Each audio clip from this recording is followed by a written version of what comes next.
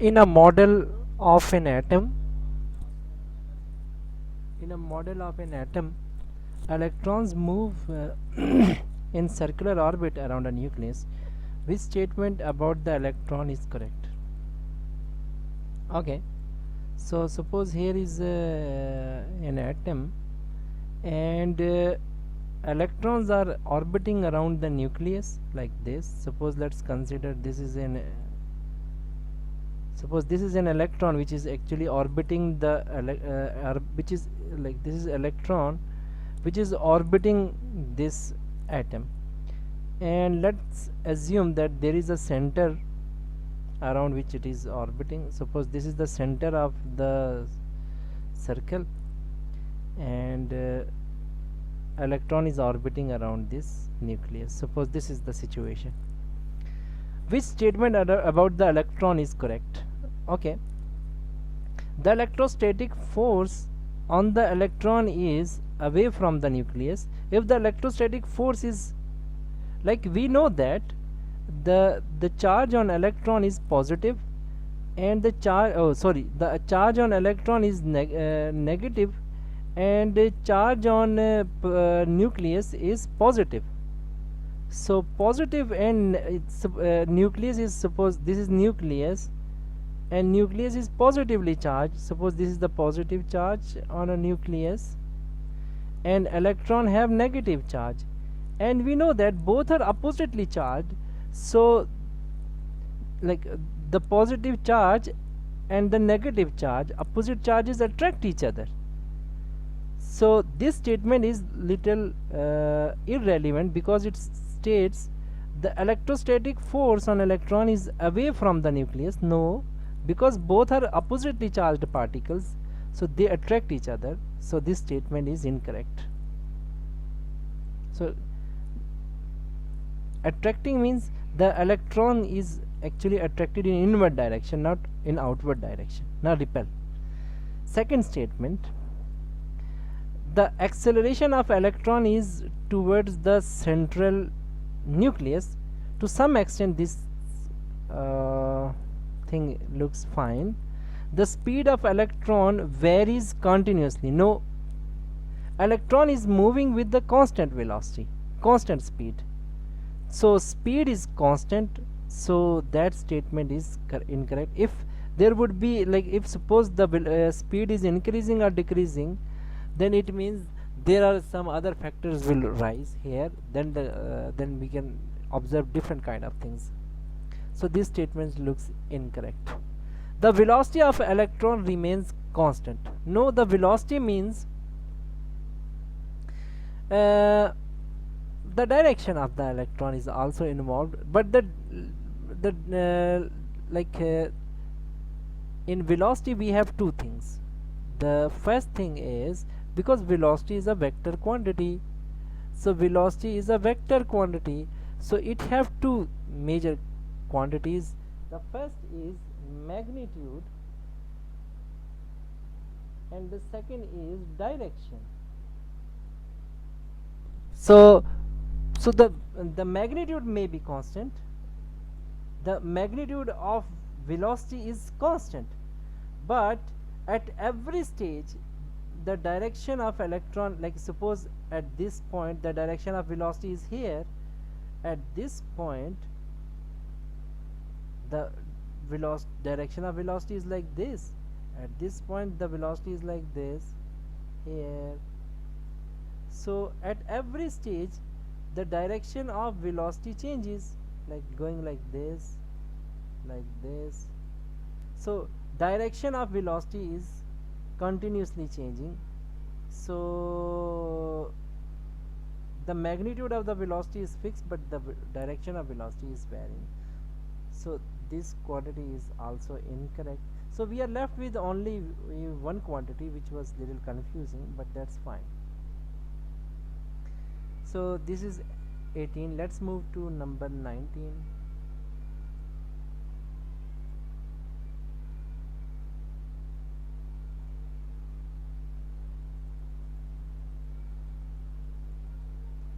Number 19 states, a particle P is moving in a horizontal,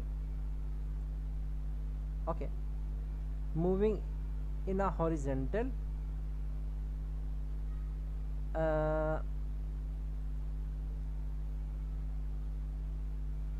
circle about O is the it means O is the center, like this O is the center of the circle, and this is the particle P which is actually orbiting this center, around the center, moves with constant speed. So when it's a constant, it means only magnitude is constant, not the direction.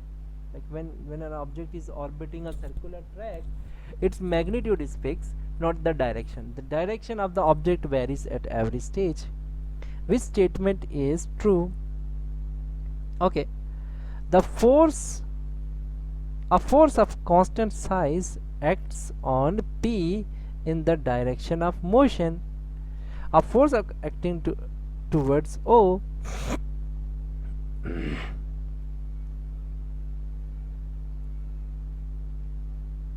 okay, whenever an object is moving suppose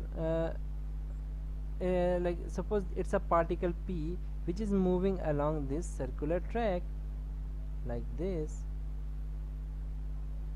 At every stage, like if it is following the circular track, then it is under the influence of, suppose it is under the influence of this central force which is called centripetal force.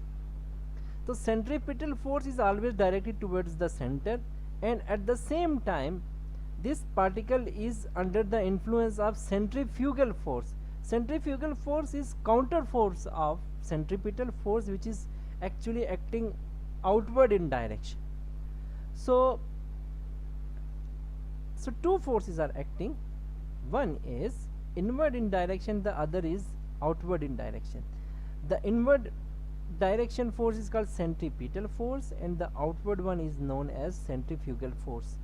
So both are equal, both are according to Newton's third law, action and reaction.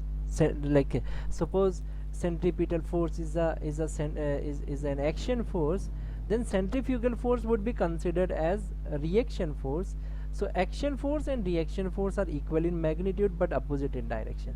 So we are going to consider only one option, like both the forces are equal. Suppose the action force is 100 Newton, which is acting towards the center.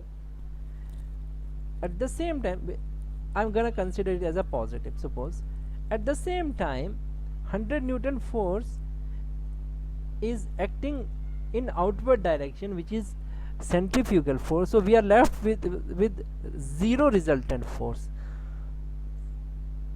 So I think so these are incorrect options, and we have only one option. There is no resultant force acting on P.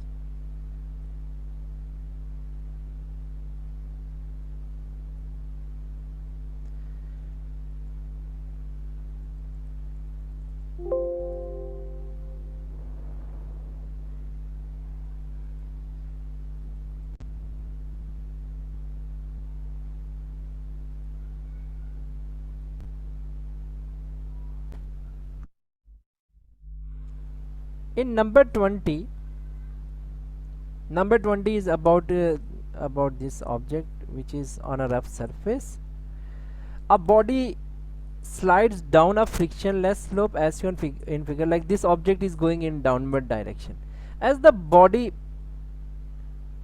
presses on the surface, like it is placed on a surface, the surface pushes back on the body. Okay, like we know that weight is always acting in downward direction. So weight of the object, if it like it's a slopy surface, so weight would be directed towards like this. It is always directed like this.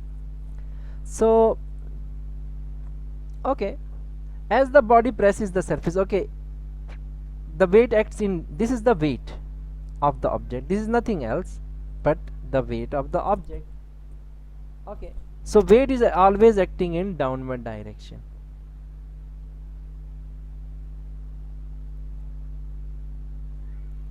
Okay,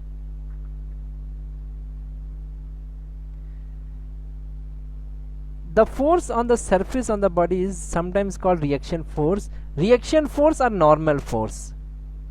Okay, in which direction does the reaction force acts?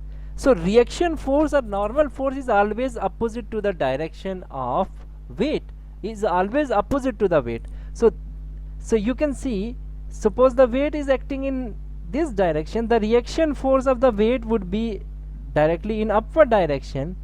So it looks that normal force or reaction force of the weight is like B would be the option. Why? Because normal force or reaction force is always opposite to the direction of weight. Weight is always in downward direction. So that's why it will go directly like this, and the normal force would be totally opposite to this force. So the correct option looks D.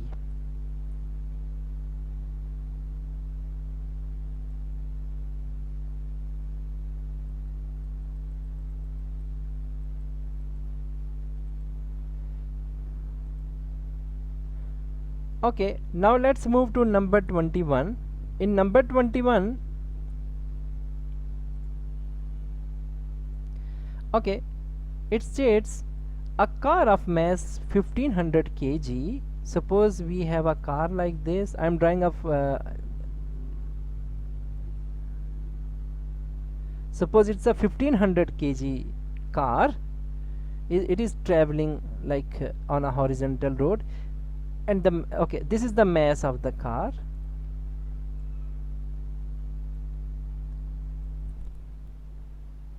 It's a mass of the car.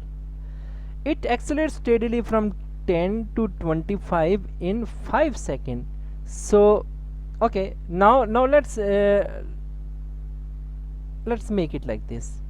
It's a 10 meter per second, means this is its starting velocity, and this is 25, this is final velocity. So starting velocity is 10, I'm going to call it as u, and final velocity is v, starting velocity, and there is a time as well. So 5 seconds is the time. Okay,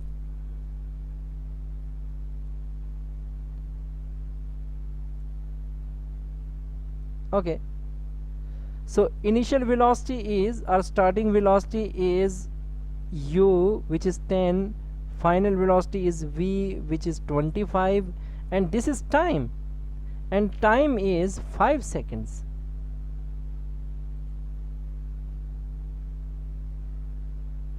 Five seconds is time.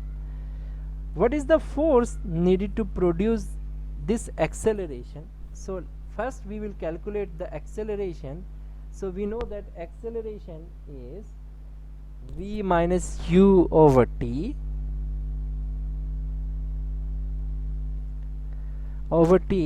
and it would become v is 25 minus 10 over 5.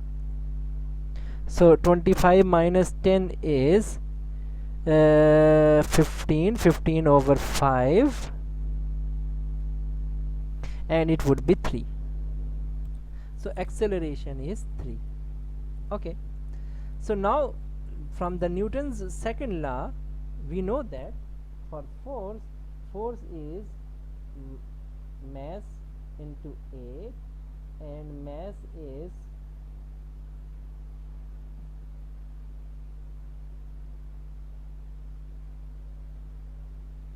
so force is 4500 newtons. Okay, so we have 40. Oh, this is the correct option.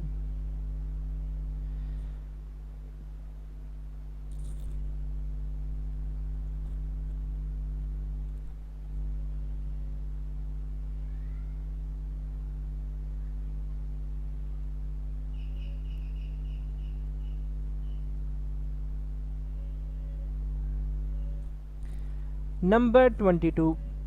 In number 22 it says balanced forces are acting on a moving body. Balanced force means that the resultant force is zero. Balance means the force acting from different direction is actually balanced. So I can say, so resultant force is zero because all forces are balanced with each other. Okay, what happens to the direction of movement and the speed of the body? Okay, when there is a balanced force, then it means like it means m times a is 0, mass into acceleration is 0, because balanced force. Okay, so mass is not 0, so acceleration is 0. When acceleration is 0, then we have two possibilities for a 0 acceleration. Either the object is in state of rest or moving with constant velocity. So we have two possibilities for a 0 acceleration. So first possibility is either the object is in rest, or second possibility is that of the moving with constant velocity.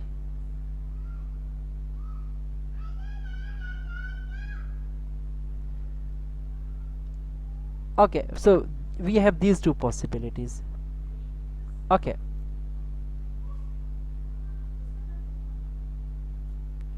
let's move to the possible options. What about the direction of movement and the speed of the body?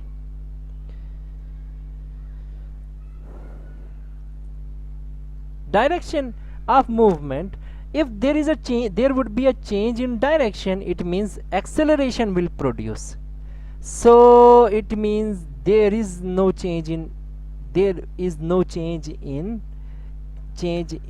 direction, because if the direction changes, then it means there would be a change in velocity. So there is no change in direction, so these two options are incorrect. Oh, sorry.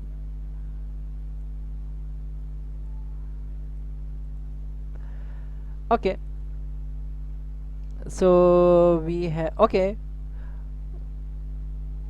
and the direction of motion is not going to change. Okay, what about speed? If the velocity is constant, it means its direction and magnitude both are fixed. So it means it is also not going to change. Oh, sorry.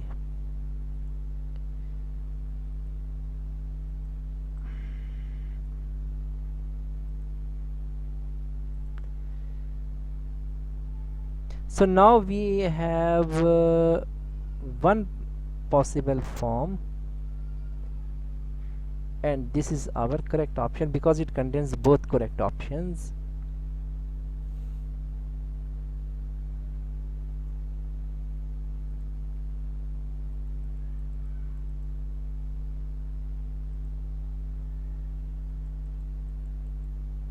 Number 23. A student kicks a ball horizontally along the ground. As he does so, his foot applies a force to the ball. Okay, suppose we have a football like this, and a guy hits with the foot, and like something like that. At the same time, the ball applies a force to the foot, sorry. So that would be a reaction force. So we can say for like this, there would be a reaction from the force from the football. How do these forces compare?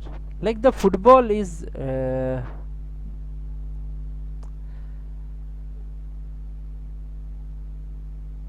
okay,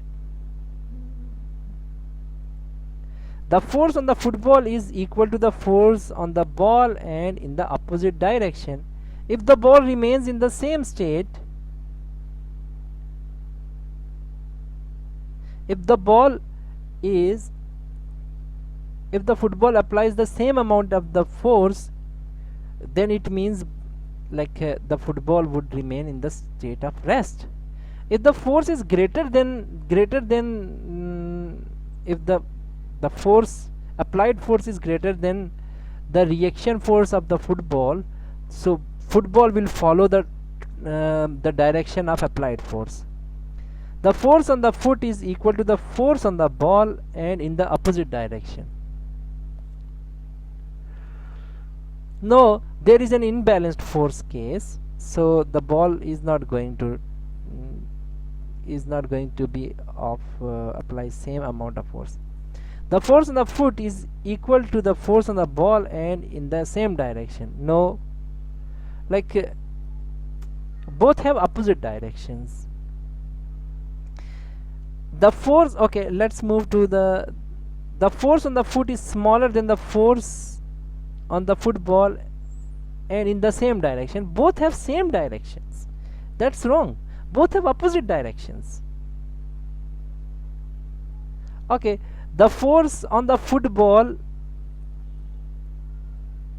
the force on a foot is smaller. Yes, the football applies small amount of force. Then the force on the ball, yes, the foot apply more amount of force, and opposite direction. That's acceptable.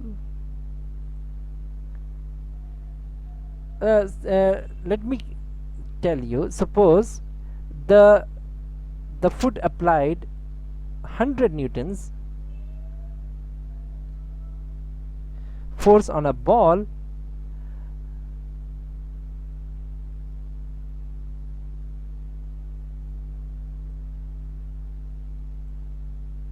Newton force is applied on the applied on the ball, and as a reaction force the football applies suppose 10 Newton force. It is actually the amount of kind of reaction force. So now you can see the football is replying smaller amount of force, foot is applying large amount of force, and both have opposite direction. Same is the case. The force on the foot is smaller because it's at only 10 Newton.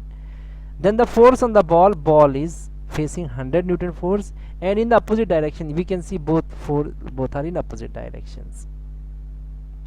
So the option looks C.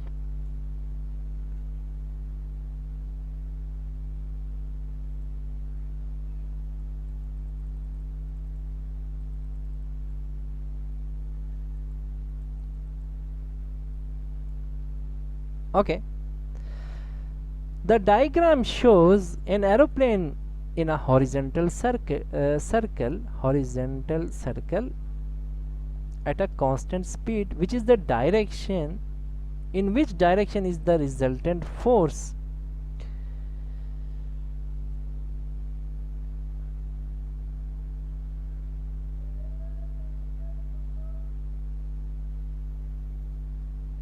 Okay, in which direction? So if there is a horizontal circle,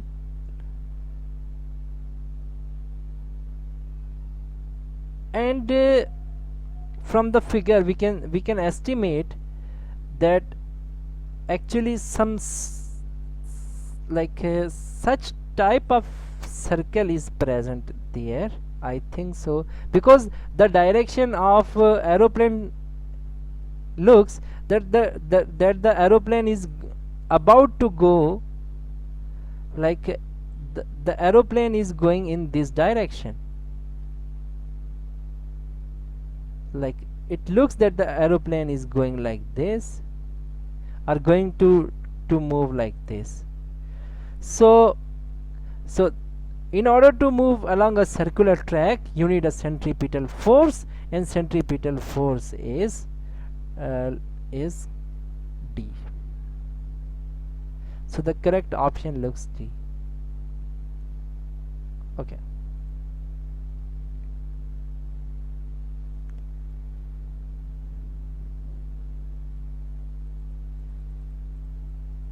A skier of mass 80 kg accelerates down a slope at 2 meter per second square. Okay, this is the acceleration of the skier. This is the mass of the skier. The gravitational field, it is gravitational acceleration g. What is the weight of the skier and the resultant force on the skier? Okay, so okay,